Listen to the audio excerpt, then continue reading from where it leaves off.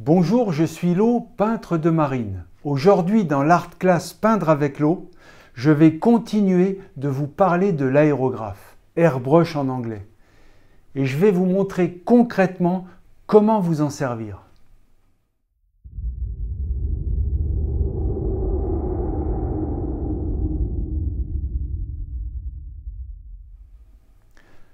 Comme je le disais dans la première vidéo sur le sujet, l'aérographe est un instrument qui a longtemps été utilisé par des publicistes, avant d'être finalement admis dans les beaux-arts dans les années 1980. Il en existe plusieurs sortes et des marques différentes. Personnellement, j'utilise des marques comme Iwata et Pache. Mais il en existe d'autres. J'ai longtemps eu un Fischer à mes tout débuts. Il y a plusieurs gammes de qualité dans les marques. Il s'utilise avec de la peinture diluée. On ne peut donc pas l'utiliser avec de l'acrylique qui sort directement d'un tube ou d'un pot de peinture. Il faut d'abord la diluer suffisamment pour que la peinture soit hyper liquide. On peut l'utiliser avec de l'acrylique, de la gouache, de l'encre ou de l'aquarelle diluée.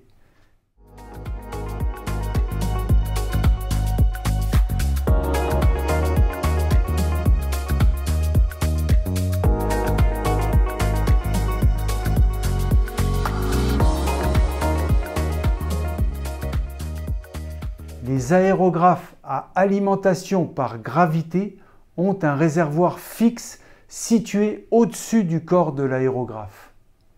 Tandis que les aérographes à godet, à alimentation aspirée, ont un réservoir situé sur le côté ou au-dessous du corps de l'aérographe. On ne travaille qu'une couleur à la fois, ce qui veut dire qu'on doit travailler avec des zones cachées, donc avec des pochoirs. Le pistolet à peinture est différent de l'aérographe par la capacité de son réservoir et par la grandeur de son jet. Le pistolet convient mieux pour réaliser une fresque ou une énorme peinture, selon la dimension de la surface à peindre. L'aérographe à une action est différent de l'aérographe à double action. Celui que je vous présente est à double action. C'est-à-dire qu'on peut contrôler à la fois le flux de l'air et la grosseur du trait de peinture. Celui à une action ne contrôle que le flux d'air.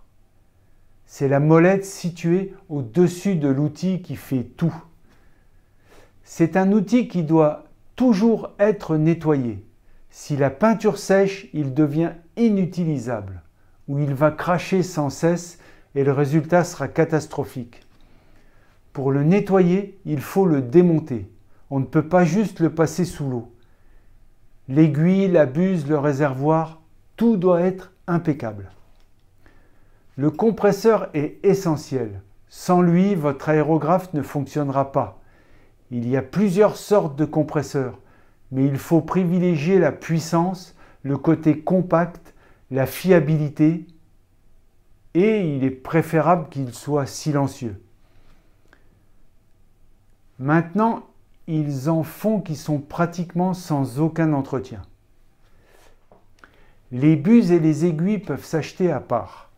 Il y a plusieurs tailles différentes, selon ce que vous souhaitez réaliser. Le plus petit diamètre permet une projection extra fine, extra précise. Les buses et les aiguilles sont les composantes les plus fragiles de l'outil. Et comme l'artiste doit nettoyer sans cesse son aérographe, ce sont des éléments qui sont sans cesse manipulés. L'aiguille peut se tordre, elle peut casser, la pointe peut s'émousser. Il faut donc en prendre bien soin. Pour l'utilisation, une précaution s'impose, le masque.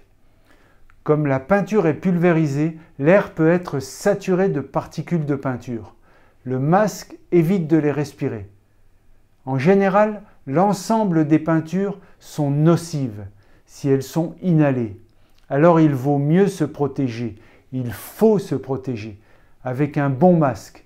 Il ne faut pas lésiner sur la qualité du masque. Voici à quoi peuvent ressembler des traits simples réalisés avec l'aérographe. Le principe est, en reculant l'aiguille, on élargit le trait.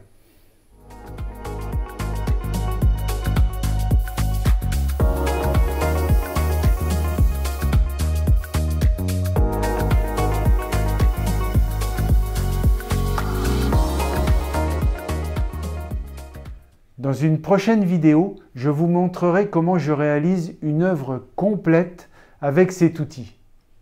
Merci de me suivre et bonne peinture.